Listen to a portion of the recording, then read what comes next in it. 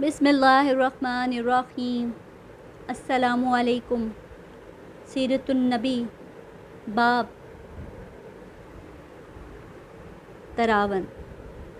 हज़रत उम्मे माबद के ख़ैमे पर नबी करीम सल्लल्लाहु अलैहि वसल्लम ने दुआ फरमाई। आपके दुआ फरमाते ही हज़रत सराका की घोड़ी के पाँव ज़मीन से निकल आए। घोड़ी के पाँव जूँ ही बाहर आए, सराका फिर इस पर सवार हुए और आप सल्लल्लाहु अलैहि वसल्लम की तरफ बढ़े। आप सल्लल्लाहु अलैहि वसल्लम ने दुआ फरमाई, ए अल्लाह हमें इससे बाज रख। इस दुआ के साथ ही घोड़ी पेट तक ज़मीन में धंस गई। अब उन्होंने कहा, ए मोहम्मद, मैं कसम खाकर कहता हूँ, मुझे इस मुसीबत से निजात दिला दें, मैं आपका हमदर्द साबित हूँगा। नबी करीम सल्लल्लाहु अलैहि वसल्लम ने इरशाद फरमाया, ए ज़मीन इसे छोड़ दे। ये फरमाना था कि उनकी घोड़ी ज़मीन से निकल आई। बाज़ तफसीर में लिखा है कि सराका ने 7 मरतबा वादा खिलाफ़ी की, हर बार ऐसा ही हुआ। बाज़ रवायात में है कि ऐसा 3 बार हुआ। आखिर हज़रत सराका समझ गए कि वो आप सल्लल्लाहु अलैहि वसल्लम तक नहीं पहुंच सकते। चुनांचे उन्होंने कहा, मैं अब आपका पीछा नहीं करूँगा। आप मेरे सामान में से कुछ लेना चाहें तो ले लें, सफ़र में आपके काम आएगा। हजूर सल्लल्लाहु अलैहि वसल्लम ने उनसे कुछ लेने से इनकार कर दिया और फरमाया, तुम बस अपने आप को रोके रखो और किसी को हम तक न आने दो। आप सल्लल्लाहु अलैहि वसल्लम ने सराका रज़ी अल्लाह से ये भी फरमाया, ए सराका, इस वक्त तुम्हारा क्या हाल होगा जब तुम्हें कसरा के कंगन पहनाए जाएंगे।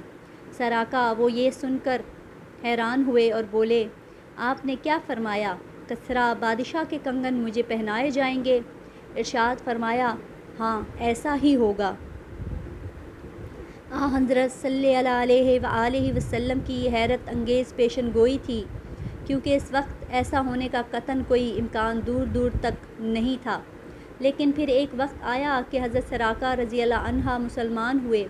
हज़रत उमर रज़ी अल्लाह अन्हा के दौर में जब आप मुसलमानों को फतूहात पर फतूहात हुई और ईरान के बादशाह कसरा को शिकस्त फाश हुई, तो इसे माले गनीमत में कसरा के कंगन भी थे।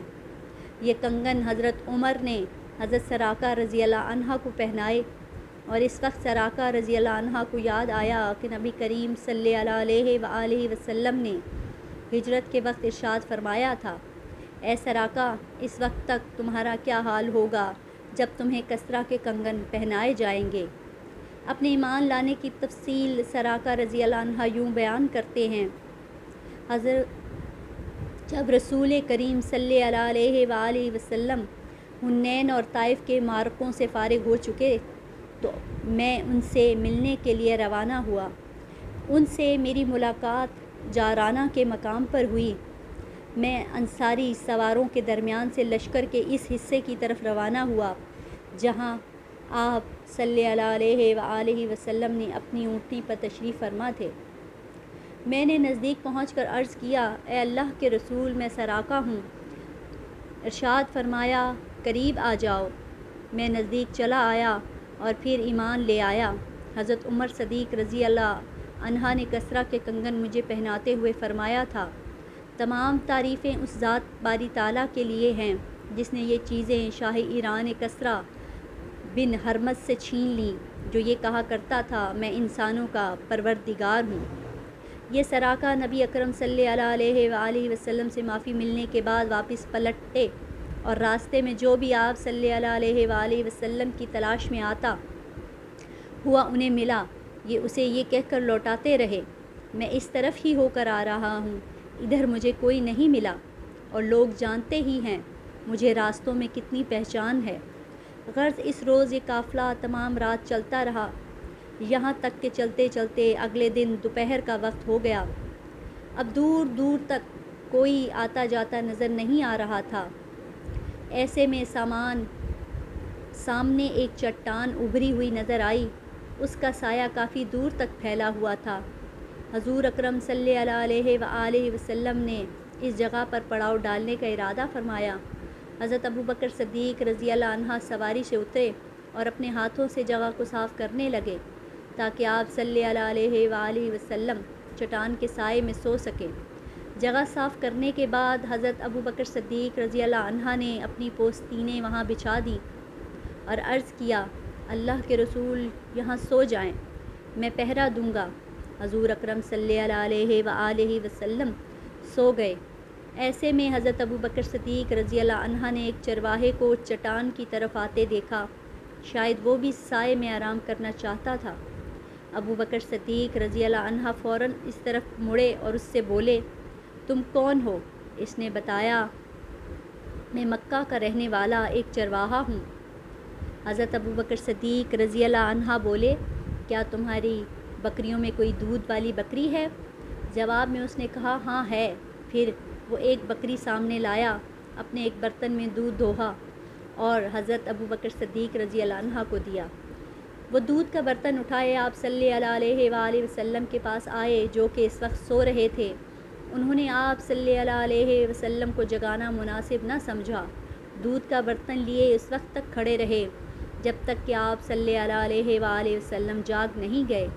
حضرت ابو بکر صدیق رضی اللہ عنہ نے دودھ میں پانی کی دھار ڈالی تاکہ وہ ٹھنڈا ہو جائے، پھر خدمت میں پیش کیا اور عرض کیا، یہ دودھ پی لیجئے۔ آپ صلی اللہ علیہ وسلم نے دودھ نوش فرمایا اور پوچھا، کیا روانگی کا وقت ہو گیا؟ حضرت ابو بکر صدیق رضی اللہ عنہ نے عرض کیا، جی ہاں، ہو گیا ہے۔ اب یہ قافلہ پھر روانہ ہوا۔ ابھی کچھ دور ہی گئے ہوں گے کہ ایک خیمے نظر آیا۔ خیمے کے باہر ایک عورت بیٹھی تھی، یہ ام معبد رضی اللہ عنہا تھیں، جو اس وقت تک اسلام کی دعوت سے محروم تھی۔ ان کا نام عاتکہ تھا۔ یہ ایک بہادر اور شریف خاتون تھی۔ انہوں نے بھی آنے والوں کو دیکھ لیا۔ اس وقت ام معبد رضی اللہ عنہا کو یہ معلوم نہیں تھا کہ یہ چھوٹا سا قافلہ کن ہستیوں کا ہے۔ نزدیک آنے پر حضور صلی اللہ علیہ وآلہ وسلم کو ام معبد رضی اللہ عنہا کے پاس ایک بکری کھڑی نظر آئی۔ وہ بہت ہی کمزور اور دبلی پتلی سی بکری تھی۔ آپ صلی اللہ علیہ وآلہ وسلم نے ام معبد سے دریافت کیا، کیا اس کے تھنوں میں دودھ ہے؟ ام معبد نے بولی،